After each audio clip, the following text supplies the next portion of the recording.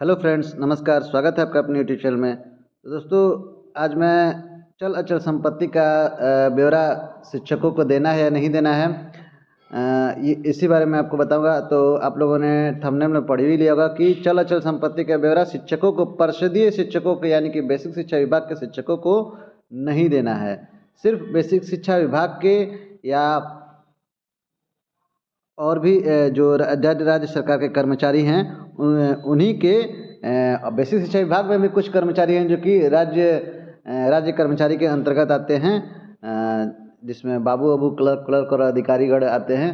तो उन्हीं को देना है, ना कि शिक्षकों को देना है। तो इसी संबंध में लेटर जारी हुआ है और ये लेटर 29 जनवरी 2026 का है और ये बहुत ही इम्पोर्टेंट लेटर है। तो इस लेटर में क्या लिखा है मैं आपको विस्तार से बताता हूँ। तो देखिए, इसमें लिखा गया है कि कृपया इस कार्यालय के अविहित पत्रांक संख्या शिक्षा निदेशक बेसिक इतना दिनांक 26/1/2026 का संदर्भ ग्रहण करने का कष्ट करे, जो समस्त अधिकारियों, शिक्षकों, शिक्षणेतर कर्मियों के द्वारा दिनांक 31/12/2025 तक अर्जित चल एवं अचल संपत्ति का विवरण दिनांक 31/1/2026 से पूर्व मानव संपदा पोर्टल पर अंकित करने के संबंध में है।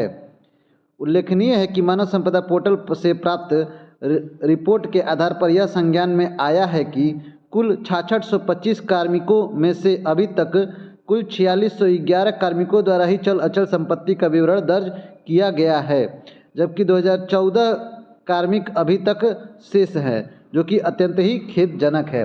तो यानी कि बेसिक के तो शिक्षक लगभग 5 लाख तो अकेले बेसिक में ही है। तो ऐसी है कि 6625 कर्मचारी ये राज्य सरकार के कर्मचारी हैं, माने कि राज्य कर्मचारी जो आते हैं, ठीक है।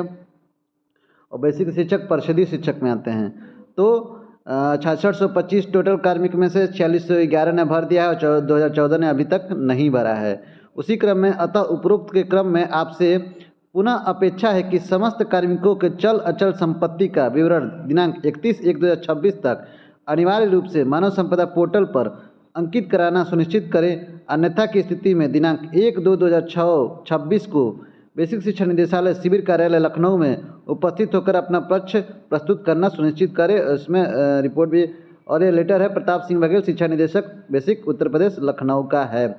तो ये जो राज्य सरकार के कर्मचारी हैं, ये 6625 कर्मचारी हैं, इन्हीं को भरना है, और जिनमें से 4611 ने भर ही दिया है। 2014 अभी शेष बचे, इनको 31 जनवरी 2026 तक भर देना है। तो ये इस लेटर से स्पष्ट होता है कि इन्हीं कर्मचारियों को भरना है, ना कि बेसिक शिक्षा के परिषदीय शिक्षकों को, ठीक है।